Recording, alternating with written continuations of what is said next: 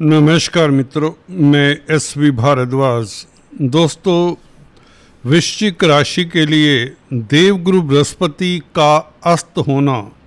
जी हाँ दोस्तों, आज 15 जुलाई है और अभी अभी देवगुरु बृहस्पति 8:04 पर अस्त हुए हैं। इसका क्या औचित्य है, क्या महत्व है आपकी राशि के लिए, आपके लगन के लिए। दोस्तों, अगर आपको अपना लगन मालूम है या अपनी नाम राशि मालूम है तो यह चर्चा वृश्चिक राशि के लिए तो है, वृश्चिक लगन के लिए भी रहेगी। 7 पुश्तें याद रखेंगी। जी हाँ दोस्तों, जो ये स्थिति, जो ये उपलब्धियों भरा समय आपके लिए बनने जा रहा है। आप कहेंगे गुरु अस्त हो रहे हैं, यहाँ उपलब्धियों की बात कर रहे हैं भारद्वाज जी। जी हाँ दोस्तों, जो देखने में लगता है हमेशा वैसा होता नहीं है। कई बार हमें समय प्रतीत होता है कि विपरीत है, परंतु समय तो हमारे हक का होता है, लाभदायक होता है, अच्छा होता है। कुछ इसी तरह के परम्यूटेशन कॉम्बिनेशन बनने जा रहे हैं आज से। हालांकि 27 जुलाई से जब शनि वक्री होंगे तो स्थितियां और भी बेहतर हो जाएंगी। आप कहेंगे एक और बात, नई बात आपको लगेगी, क्योंकि अभी तक आपने वक्री शनि के बारे में, अस्त गुरु के बारे में काफ़ी कुछ सुन लिया होगा। तो थोड़ा सा डाइजेस्ट करना इस वीडियो को कुछ लोगों को मुश्किल होगा, क्योंकि यहाँ पर सिर्फ और सिर्फ सत्य वचन बोलने जा रहा हूँ और उसका प्रूफ साथ में देने जा रहा हूँ। गहराई की बात करने जा रहा हूँ, यथार्थ की बात करने जा रहा हूँ। देखिए, अस्त ग्रह कमज़ोर हो जाता है, उसकी रश्मियाँ, उसकी किरणें, उसकी वाइब्रेशंस, उसकी वेवलेंथ कहें तो हमारी धरा पर, हमारी पृथ्वी पर नहीं पहुंचती। तो इस अवधि में आप ये समझिए, गुरु वृद्ध प्लैनेट हैं। कुछ दिनों के लिए 12 अगस्त तक, जब तक ये अस्त रहेंगे, शयन के लिए जा रहे हैं, सोने जा रहे हैं, रेस्ट करने जा रहे हैं। जी हाँ दोस्तों, कुछ ऐसा ही होता है। जब ग्रह अस्त हो, उसका पृथ्वी के ऊपर उतना प्रभाव ना पड़े जितना उसका पड़ा करता है। अब लगन के ऊपर, तृतीय भाव के ऊपर और पंचम भाव के ऊपर ये दृष्टियां उतनी प्रभावशाली नहीं रहेंगी अस्त ग्रह की, परंतु शनि यहाँ पर वक्री होकर स्थिति को संभाल लेते हैं। जैसे कि मैं बता रहा था आपको कि देवगुरु बृहस्पति रेस्ट करने जा रहे हैं, आप ऐसा समझें, और अपनी लगाम शनि के हाथ में दिए जा रहे हैं, क्योंकि शनि बली हो रहे हैं 27 जुलाई से 10 दिन पश्चात।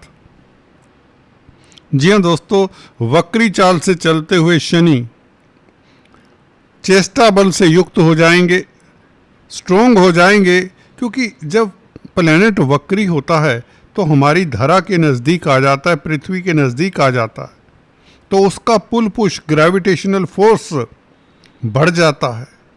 और यह शनि तो अपनी राशि की तरफ चलना शुरू करेंगे 27 जुलाई से, उल्टे मूव करेंगे और कुंभ राशि की तरफ, राहु की तरफ इनका रुख हो जाएगा।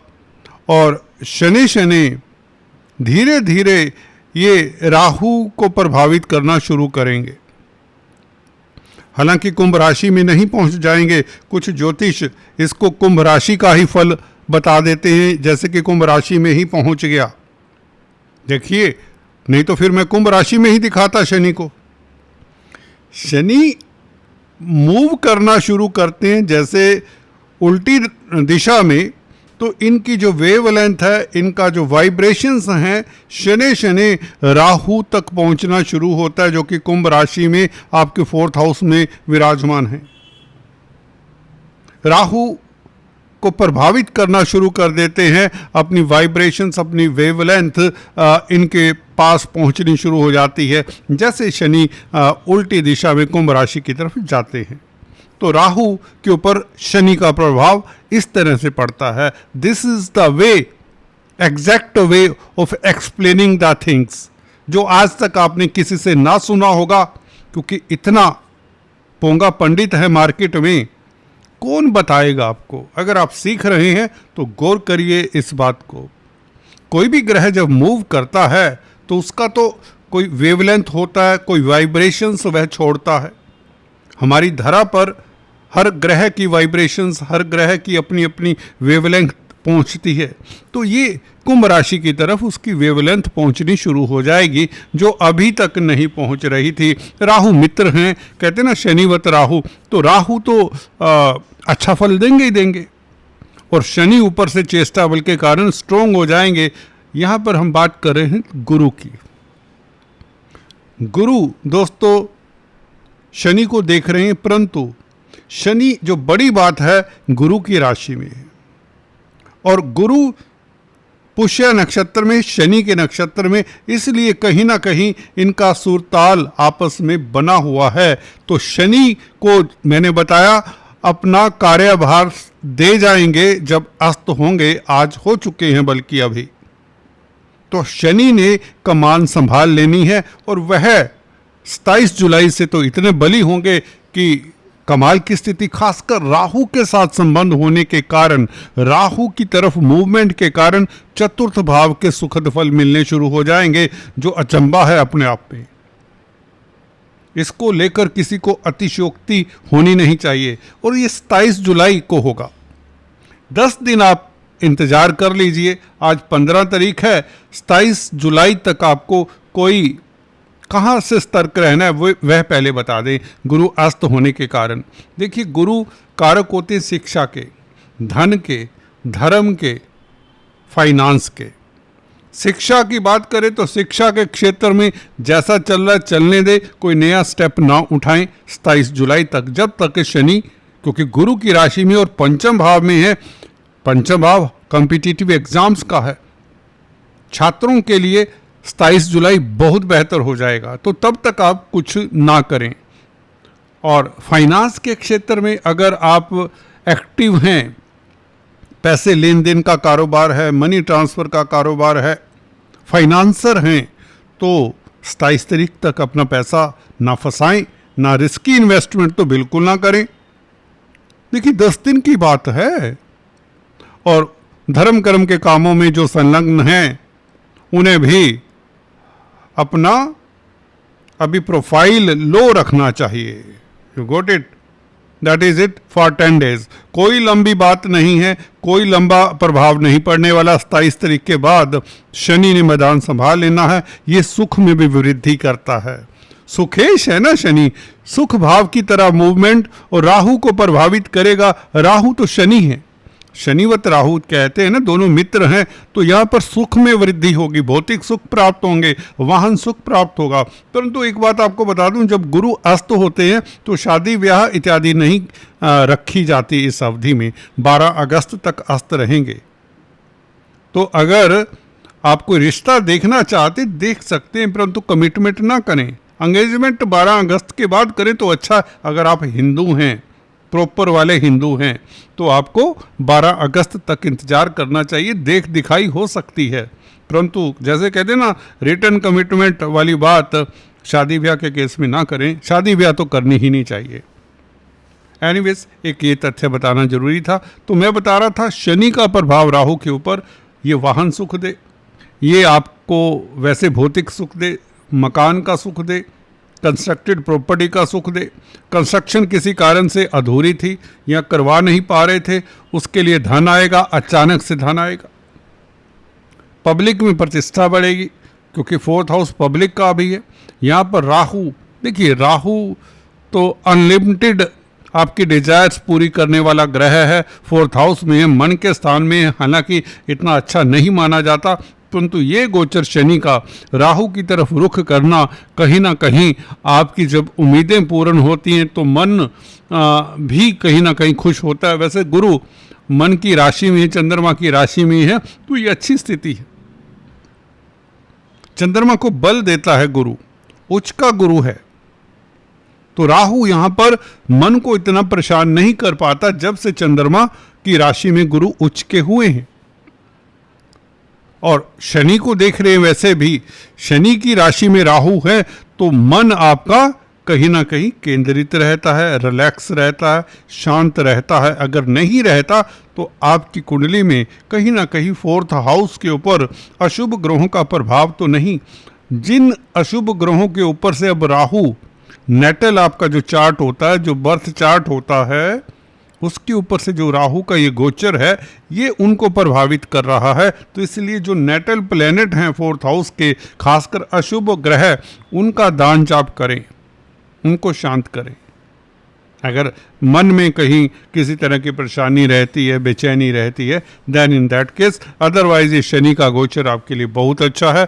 ये आपको एक जोश देता है, जो आप नेगेटिविटी के घेरे में अगर चले गए थे तो उससे बाहर निकालता है।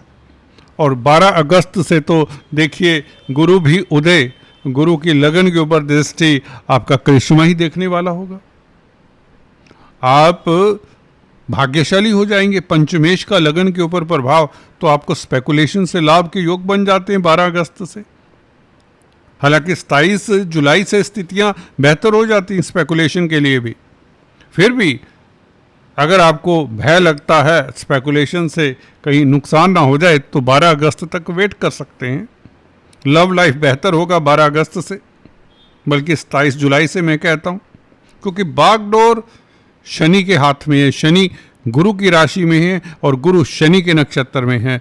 ये दो फैक्टर ये बताते हैं कि शनि ने कहीं ना कहीं गुरु का फल देना है, और गुरु भाग्य स्थान में है तो आप भाग्यशाली हैं पंचम भाव को लेकर। संतान को लेकर भी 27 जुलाई से स्थितियां अनुकूल होंगी। अभी संतान का भी थोड़ा ध्यान रखें, उनकी भावनाओं को समझें आदि इत्यादि। केतु के उपाय करते रहें। केतु यहाँ पर देखिए ऐसे ग्रह हैं सूर्य की राशि में, यदा कदा आपकी जॉब में आपको असहज करते हैं, आपके कामकाज को असहज करते हैं। एक भय सा बना रहता है, एक अननोन फियर कार्यस्थल को लेकर, कामकाज को लेकर, कि वो नौकरी पक्की होगी कि नहीं होगी, बॉस मेरे कहने में होगा कि नहीं होगा, सीनियर्स ने जो परेशानी दी हुई है क्या इससे मुक्ति होगी कि नहीं होगी, व्यापार जो शुरू किया है क्या वह चलेगा कि नहीं चलेगा, वो जो पैसे दे दिए हैं किसी को वो क्या इन्वेस्ट करेगा कि नहीं बिजनेस में, आदि इत्यादि। बिजनेस के लिए पूंजी होगी कि नहीं होगी। ये केतु इस तरह के जो विरोधाभास आपको देता है कार्यस्थल को लेकर, नौकरी व्यापार को लेकर। इसलिए केतु के लिए भैरव देव की उपासना करें, नारियल कम से कम मंदिर में दान कर दिया करें। हो सके तो कच्चा कोयला अपने वजन से 10वां हिस्सा किसी नदी दरिया में शनिवार के दिन बहा दिया करें 6 महीने बाद। हालांकि 5 दिसंबर को तो केतु यहाँ से शिफ्ट हो जाएगा, आपके वारे न्यारे तब हो जाएंगे। भाग्य स्थान में आ जाएगा केतु कर्क राशि में, तो 9th हाउस का केतु बुरा नहीं होता, ठीक है। खासकर राहु राजयोग कारक हो जाएगा। सबसे बड़ी उपलब्धि आपके लिए 5 दिसंबर से राहु आपको दमखम देने वाला होगा। ब्रह्म अस्त्र का कार्य, शत्रुहंता, कोर्ट कचहरी में फतेह के योग राहु बना देगा। जी हाँ दोस्तों, 3rd हाउस का राहु किस्मत वालों को मिलता है, जो 5 दिसंबर से आपके लिए इस तरह की स्थिति बनाने वाला है। इसके ऊपर विस्तार से चर्चा करेंगे। अभी धनिष्ठा नक्षत्र में प्रवेश कर ही रहा है, 2 अगस्त से मंगल की एनर्जी से युक्त होने वाला है। 4th हाउस में बैठे बैठे शनि का प्रभाव राहु को मिल रहा है। बड़ी बात है दोस्तों, शनि आपके चतुर्थेश हैं। शनि से प्रभावित होता है तो सुखों में वृद्धि, भौतिक सुखों में वृद्धि, जमीन जायदाद प्रॉपर्टी, पेरेंटल प्रॉपर्टी का लाभ हो, पब्लिक में नेम फेम बढ़े। मंगल से प्रभावित होगा क्योंकि मंगल के नक्षत्र में 2 अगस्त से आ जाएगा। इसका विस्तार से हम चर्चा करेंगे। इतना बता दूं, मंगल की एनर्जी के कारण, शनि की एनर्जी के कारण राहु आपके चतुर्थ भाव को इस तरह की स्थिति में ले आएगा जो आपने कभी सोचा नहीं होगा। ये वो समय हो जाएगा कि 7 पुश्तें भी आपका राज करेंगी। इतनी आप तरक्की कर पाएंगे, इतनी उपलब्धियां, इतना आपको धन मिल जाएगा, इतनी तरक्की कर लेंगे, इतने भौतिक सुख आरामदारी से आपको मिल जाएंगे। हाँ, अगर आपकी दशा अंतर्दशा कमजोर प्लैनेट्स की है तो उनका उपाय जरूर करें, ताकि इस गोचर का पूरा सुखद फल मिले। बहुत उत्तम समय आपके लिए। गलत फहमी में मत रहिए किसी। डू नॉट बी मिस्टेकन आपका गोचर बहुत उत्तम है, दिल से कह रहा हूँ, बहुत अच्छा है। केतु के बस उपाय करें और कुछ करने की जरूरत नहीं है। आज इतना ही। Please do subscribe, like and share. Thank you so much. God bless you. अपना ख्याल रखा करें।